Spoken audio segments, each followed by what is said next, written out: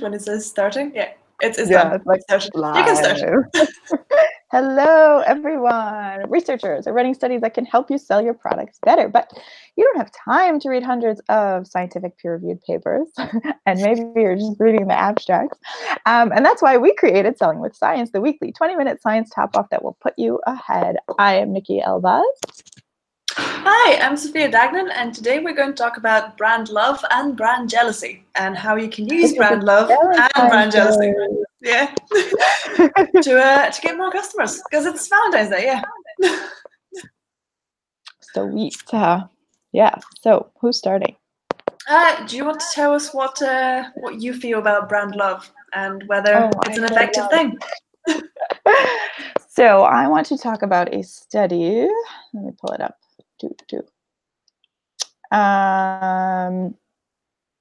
Okay, I don't have. Oh, it's by Daniel Heinrich, and it was about measuring customer love, because there's a few different studies that were previously done that defined customer love, but they wanted to talk about measuring it. So first, they were talking about all the definition stuff. So it was kind of like an aggregate study with all the types of definitions, which was cool.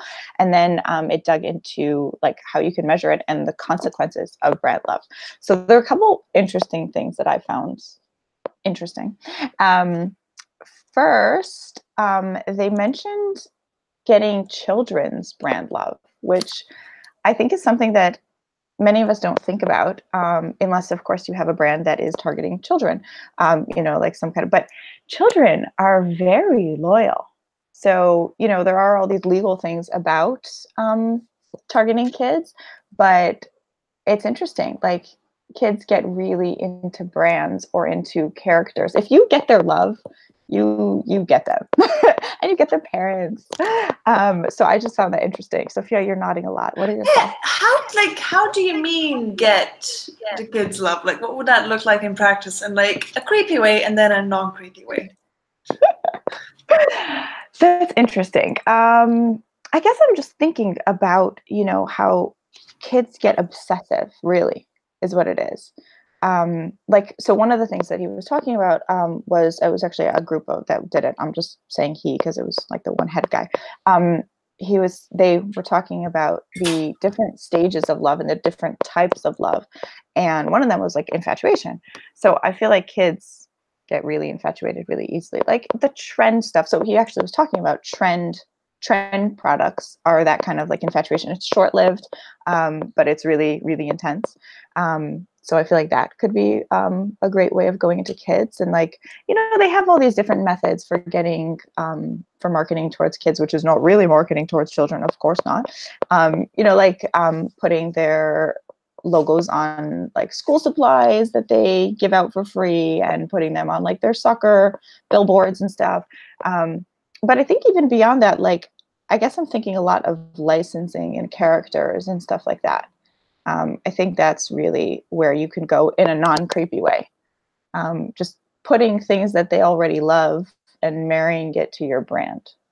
So is that so that you basically kind of get your logo in front of the parents, so it builds that like background knowledge in your head that or like what's the purpose? Because I mean, let's say like I'm selling project management software, and I read this article. I'm like, oh wow, this is interesting. How would I apply this? Like, would I sponsor a football team? Like a little league thing, or like what would I do? That's interesting. I guess it really does. I mean, maybe not, but I was thinking more for products that are for kids. Yeah, that would make sense. That are not for kids. But it's an avenue to explore, talking to parents where they're at, If your product ties into the fact that they're a parent. So let's say how you can manage your day so that you have more time to spend with your kids. But that would just be marketing towards the parents in a space that acknowledges the fact that they're parents versus marketing towards the kids. That's really interesting. But it's... Hey, Mom, Monday.com is sponsoring us. I love their ads. I would probably totally be like biased by this. But It's a really interesting point. It's making me think about it in a different way. And what you mentioned about loyalty being stronger when you're younger, I think that's interesting. So let's say like we take it a level up from kids. Like say you're targeting what's your co-people between like 12 and 15? Like because no, they're teenagers. Yeah. Let's say like you're targeting younger teenagers and then like the older teenagers to like people in their 20s. Is like would you say that loyalty would go like not loyalty but like your obsession with things that you really like, does that go down? Like does it still go down because we're maturing later? Like what do you think? It's interesting. I think the reason kids get so obsessive is probably because things are more top down for them. So I think they get really strong attachments to like authority. Or on the opposite extreme, don't get me started on attachment and peers and parenting. I'm a little bit of a nut with this stuff. To the opposite extreme, they get very attached to their peers. So I think brands, I mean, it's always like this, where brands are not really brands, they're representations of your values. So I think it could work that way. Like as children, I feel like it works with the top down kind of thing, like the parent, who the parent likes. And that you'll find that with like, politics and with religion and all this kind of stuff, where everything is all in line with the parent body. And then as they get older, they start exploring. So then it might be more peer oriented stuff, unless of course that family unit stays more tightly, kind of thing. But I think it shifts from being a unity thing to a social proof thing, like in terms of persuasion. Like I think, or really forgetting persuasion, like in terms of what they're trying to gain from establishing this relationship, from establishing this love. Like what psychological things are they looking for from the love, from the relationship? Okay, so this is really interesting because I think in a way it ties in with what I was reading. So the study I was reading was on brand love and brand jealousy. And they were trying to prove whether brand love was actually as powerful as we thought. But so they found that brands that gave you a strong sense of social self, and this was with luxury brands, so this was definitely for adults, you tended to feel a lot more attached to them. And actually, they say brands that made you feel like you were a little bit better, that like you could make your peers like a little bit jealous, and that it would make you just seem awesome and the kind of person you really want to be in your head, tended to win our attachment a lot more. And we came back to them a lot more. So I wonder if it's just that self-expression that changes as we age and as we mature. Because I suppose who you want to be when you're young and like who you see yourself as is different when you're say 5 than when you're 20 and then when you're in your 40s. So I wonder if it's the same things, but they're just playing like the same emotion. Like it still comes back to that marketing thing about, well, what you're really selling is that person's best version of themselves with your product. And so this seems to kind of tie into that. The more a brand can make you feel that with them, you can be like exactly who you hope you are. Whatever your age, but it's just the way you do it varies, like if you're 5. Yeah, that makes a lot of sense. That's interesting. It's interesting. And I think that it's really interesting. I think this also plays into one of the things they were mentioning were he broke it down into like 11 dimensions of brand love. So he has passion, duration of the relationship, self-congruity, dreams, memories, pleasure, attraction, uniqueness, beauty, trust, and declaration of effect. And I feel like as you get older, I know that was a lot and I read it really quickly. As you get older, you start getting more and more dimensions. Whereas in the beginning, you're just kind of, like maybe, getting the pleasure and the uniqueness and the beauty and I feel like, yeah. And the declaration of effect actually probably is for when you're younger. This is reminding me of, so back to the attachment thing is, as kids age, each year they take on a new level of attachment. They like mature in terms of attachment. And and some of those things are like sameness, like they want the people that they attach to, they want to like establish the fact that they're the same, and then they want to establish the like that they're being understood. Like each level is kind of like each age they go up a level. So yeah, it's that same thread of wanting to be attached to someone and then going up levels according to their age, like getting that maturity of how they attach. Does that make any sense? I think that's a really interesting thing to explore. Mm-hmm. I wonder how you could explore it in almost from a practical perspective. Because one of the things that my guys found, and they were called Sarkar and Srijesh, and I will drop the link in later. They found that the reason they felt that brand love wasn't as strong an indicator of conversion and engagement was because it differs from interpersonal love. So we tend to be more connected to other human beings than we are to almost to ideas sometimes. Mm-hmm. But I think it would actually be interesting to test if that's always the case and how that interplay actually plays out. Because I mean, I don't know about you, but I've met plenty of people who are far more attached to ideas than they are to people.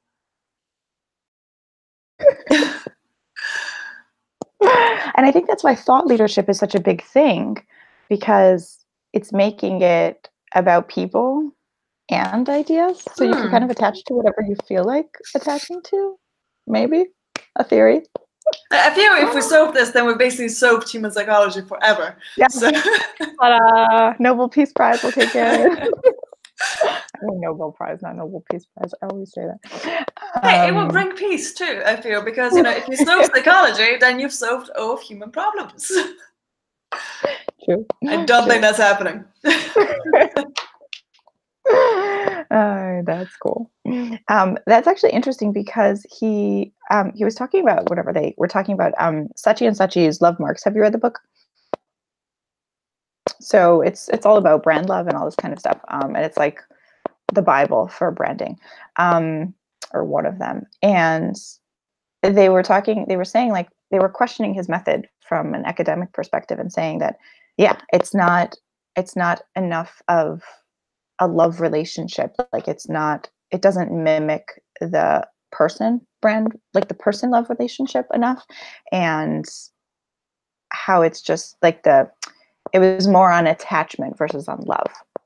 So you can go beyond attachment and actually get brand love. And they were feeling like it wasn't academically sound enough, which doesn't stop anyone from using it and quoting it. But from an academic perspective, they were saying he didn't go deep enough, or yeah. I think that's probably the case with a lot of these things, is because, I mean, the whole point of academics is to have these diverse, conflicting opinions where you fight it out, because like you each have a piece of the puzzle, but you're never going to be completely right. It's interesting about how individual brands could apply it, and whether certain products, for example, or at least companies with certain values, whether they would earn more of your love just because, like, say if you feel more similar to them, and whether that does actually affect conversion. Like, there was this company that makes shoes, Oberts. So they make shoes out of New Zealand wool, and they sound really cool. And I was like, wow, shoes that are like friendly for the environment. Like, this is a dream come true. So I got them, but the shoes are actually kind of shit. At least like for my feet, they do not fit me.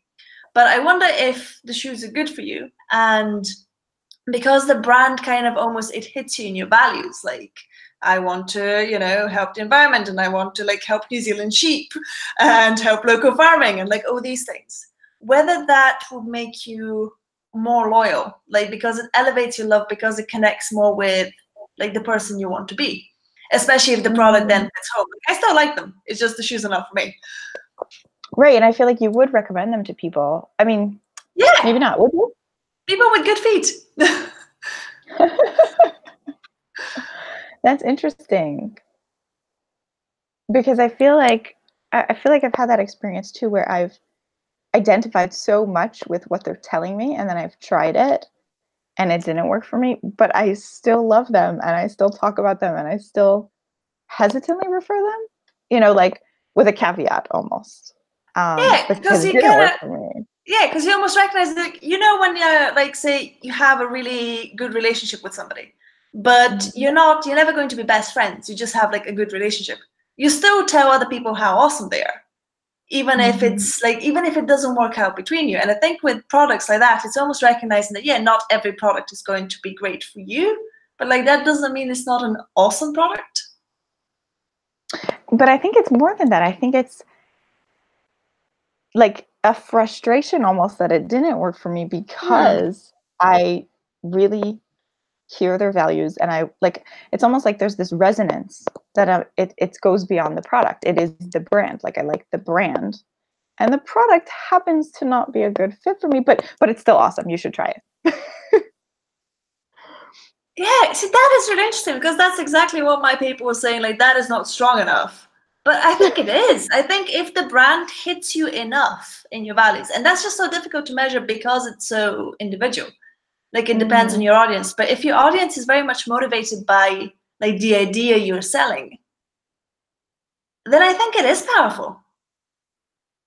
Like, I think it can be really, because I can think of a lot of brands I've done this with, where I've tried them and I was like, well, this is not for me, but I like what you stand for. So I remember you and I talk about you and I recommend you. And it's interesting because I'll also like I'll hold this hope that they'll fix whatever didn't work for me, because they must want to serve me, because I really like, it's resonating so much. Like, I am their ideal customer. They want to serve me, so they should fix it. Centered on me. But there really is something like that.